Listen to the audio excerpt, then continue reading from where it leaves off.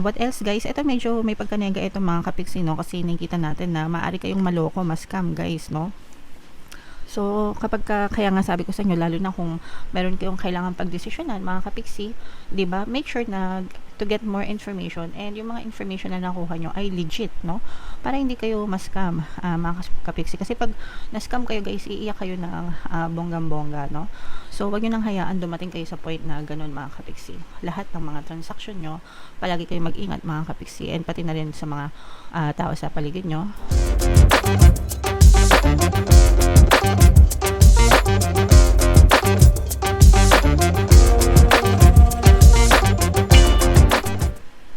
Hello guys, hello Scorpio, welcome back to Pinay Pixie Tarot. Ang pamagat ng episode natin for tonight is monthly tarot para ngayong July para sa Scorpio, Sun, Moon, Rising, Sign, and Venus. Sa dulo ng video guys, magkakaroon tayo ng yes or no pick a card reading. Ito yung deck na gagamitin natin. So, pwede kayo magtanong ng isang tanong answerable by yes or no. Tapos titingnan natin yung sagot sa dulo ng video, mga kapiksi. So, unahin natin tong deck na to. Tingnan natin yung mga mensahe sa inyo ng inyong mga gabay. Wow! So, unang-una pa lang, napakaganda na mga kapiksi. We have peaceful resolution, guys. Okay, so ibig sabihin nito, maaaring dumating sa inyo yung mga solusyon sa mga problema nyo. So, universe na mismo, guys, yung magdadala ng mga solusyon. Especially, this will resonate, guys, especially doon sa mga kapiksi natin na namomroblema or may mga challenges or may mga problema na pinagdadaanan sa buhay nila, mga kapiksi. Okay, so don't worry, be happy guys, huwag kayo masyado malungkot, magiging ma-okay din ang lahat para sa inyo, mga kapiksi. Okay, alright, and another message for you. Guys, meron tayong look for a sign, especially guys kapag ka nagdadasal kayo, no? Kasi kapag nagdadasal kayo, di ba, nanghihingi kayo ng tulong sa mga bagay na gusto nyo or sa mga bagay na pinaproblema nyo, and sometimes guys, no, sinasagot na pala yung mga dasal natin, hindi pa natin pinapansin. Okay, so lingon-lingon sa paligid, mga kapiksi, no? Baka nandyan na yung sign nyo, baka sinasagot na pala yung mga dasal nyo, mga kapiksi. Okay, alright, kailangan marunong kayong kumilos or umaksyon. Kailangan marunong kayong mag-identify, guys, na okay, ito na pala yung sagot sa dasal ko. Okay, alright, and eto guys, this is a reminder, no, to get more information, especially guys kung meron kayong mga kailangan pagdesisyonan. So let's say for example, meron kayong kailangan desisyon na gawin tapos nalilito pa kayo, mga kapiksi. Sa mga ganong panahon guys, huwag kayong magpadalos-dalos. Okay, make sure na pinag-aaralan nyo yung mga sitwasyon, yung mga bagay, no? Timbangin yung mga pros and cons, mga kapiksi, para hindi kayo mapahamak, hindi kayo ma-scam, hindi kayo maloko, guys. Okay, so take your time, mga kapiksi, huwag kayong magmadali sa pagdidesisyon nyo, guys. So, yan yung mga mensahe sa inyo. Ito guys, i-mind nyo na to, mga peaceful resolution na to, mga kapiksi, if ever na naka-resonate kayo.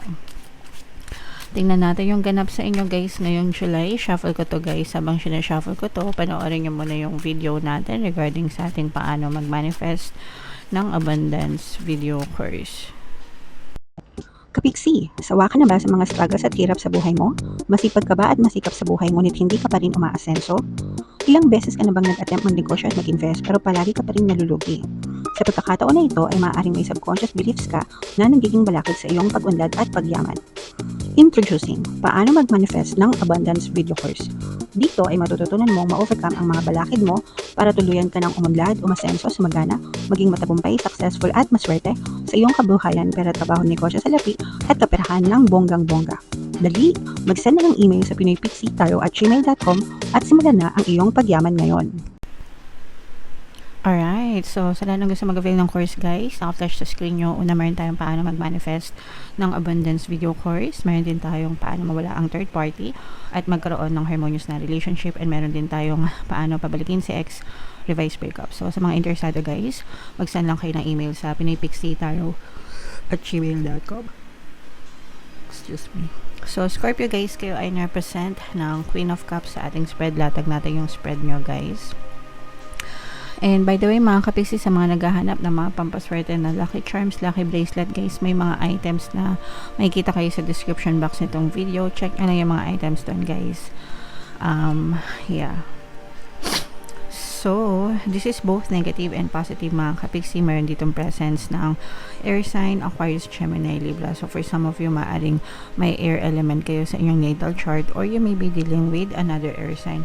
Ito, guys, yung negative na nakikita natin is more on relationship, mga kapiksi, no? Kasi for some of you, nag-aaway kayo ng person mo, or may mga pinag-aawayan kayo ng person mo, mga kapiksi, okay? And parang meron kang mga nadidiscover, meron kang mga nalalaman tungkol dun sa person mo. Pwedeng meron kang nalalaman na ginagawa niya behind your back, or nakikilala mo na yung ugali niya, or nakikilala niya yung ugali mo. Parang lumalabas, no, yung mga totoong ugali, especially kung medyo tumatagal na kayo magkasama, or nagsasama na kayo sa isang bubong, ganyan. Minsan kasi, no, hindi mo naman talaga malalaman yung ugali ng isang person na hindi mo nakakasama. So for some of you guys, maaaring ganyan yung na-experience nyo, mga kapiksi, okay? And doon medyo marami kayong pag-aaway, or marami parang palagi kayo nagkakainitan ng ulo, guys, okay? So, pagdating naman sa relationship, mga kapiksi, syempre, hindi naman maiwasan paminsan-minsan yung mag-away. Pero yung palaging nag-aaway, syempre, iba na yun, guys, no? So, check nyo rin, guys, kung bakit kayo palaging nag-aaway ng person nyo. Baka hindi na talaga kayo magkasundo, or whatever. Pero daanin nyo, guys, sa makalmadong pag-uusap, no? Para alam nyo yun, maging harmonious yung relationship nyo. And meron naman tayong mga relationship subliminals, guys, ito sa ating channel. Pakinggan nyo para makatulong sa inyo, mga kapiksi. So, ito yung mga sinasabi natin na kailangan nyo magdesisyon, guys, no? So, you have to really get more information, mga kapiksi.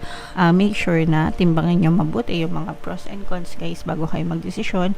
Pwedeng may kinalaman to sa buhay nyo, or sa trabaho nyo, or sa negosyo, whatever, guys. Pero make sure na kailangan talagang nasa inyo yung mga impormasyon na kailangan nyo bago kayo magdesisyon, mga kapiksi, okay? And ito naman, guys, unti-unti kayong nakabangon, no? Ito yung sinasabi natin na peaceful resolution, mga kapiksi, kapag kayo ay talagang nagsikap, nagtiyaga, nagantay, no? Mahaba yung pasensya nyo, guys, no? Talagang malalampasan nyo yung mga pagsubok, no? Sa mga buhay nyo, sasuccess din kayo dyan, and dadating talaga yung mga solusyon, mga kapiksi. So, tiyaga-tiyaga lang, guys. For some of you, guys, pwedeng nakaka-recover din yung iba sa inyo kung meron kayong mga health problems, mga kapiksi, no? Pero pagdating sa health, guys, palagi kong ina-advise na magpa-check up sa mga manggagamot, doktor, para talagang siguradong okay na okay yung kalusugan nyo, mga kapiksi, okay? So, i-mind-mind nyo na yan, mga recovery na yan, pagbangon, no? So, yeah. What else, guys? Ito medyo may pagkanega ito, mga kapiksi, no? Kasi nakikita natin na maaari kayong maloko, ma-scam, guys, no? So, kapag kaya nga sabi ko sa inyo, lalo na kung meron kayong kailangan pagdesisyonan, mga kapiksi, 'di ba? Make sure na to get more information, and yung mga information na nakuha nyo ay legit, no? Para hindi kayo ma-scam, mga kapiksi. Kasi pag na-scam kayo, guys, iiyak kayo ng bonggang-bongga, no? So, wag nyo nang hayaan dumating kayo sa point na ganun, mga kapiksi. Lahat ng mga transaction nyo, palagi kayo mag-ingat, mga kapiksi, and pati na rin sa mga tao sa paligid nyo.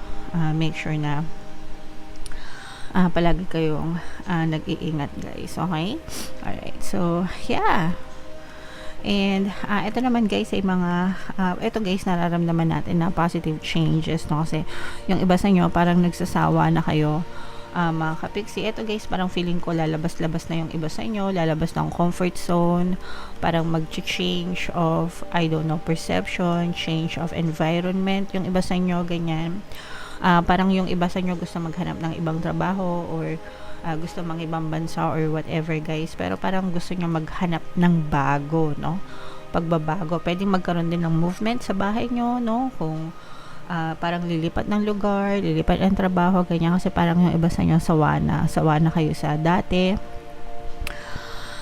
sawa na kayo sa walang progress, ganyan. So parang magkakaroon ng change, parang gusto nyo magkaroon ng change, and this time parang kikilos na kayo, mga kapiksi. Okay? Alright, so ito guys, i-mind nyo itong mga positive change na to, pagbabago, movement, yan, and then itong mga success na to, at saka itong recovery, mga kapiksi, no? So yan, i-mind nyo na yan sa comment section, and comment down below guys if feeling nyo naka-resonate kayo. Okay? Alright, so tingnan natin, Scorpio, ito yung inyong yes or no pick a card reading guys. Huminga ng malalim, tapos itanong nyo sa isip nyo kung ano yung tanong na gusto nyong malaman for July, and then pili tayo ng card guys. And by the way, sa mga gustong matuto mag-manifest guys, pwede kayo mag-join dito sa ating YouTube channel. Click nyo lang yung join button dito sa baba ng video, o kaya dito sa taas, lagay natin yung link. Kapag member na kayo, magka-access kayo guys sa mga exclusive videos natin regarding manifestation. Marami kayong matututunan dyan, mga kapiksi. So huminga ng malalim guys, tapos itanong sa isip ko ano yung tanong nyo, and then pili kayo ng isang card. Ito yung card 1, card 2, card 3. Kung card 1 ang napili nyo guys, ang sagot sa tanong nyo ay yes. And then kung card 2 naman, ang sagot sa tanong nyo ay no, mga kapiksi. And then kung card 3, ito ay no guys. Okay? Alright, so yeah, comment down below guys if feeling nyo naka-resonate kayo, and for more tarot readings, ito yung playlist nyo. Ito naman yung ating success stories ng paano mag-manifest ng abundance video course. Thank you for liking, sharing, and subscribing guys. See you next time. I love you all. Have a nice day. Bye bye.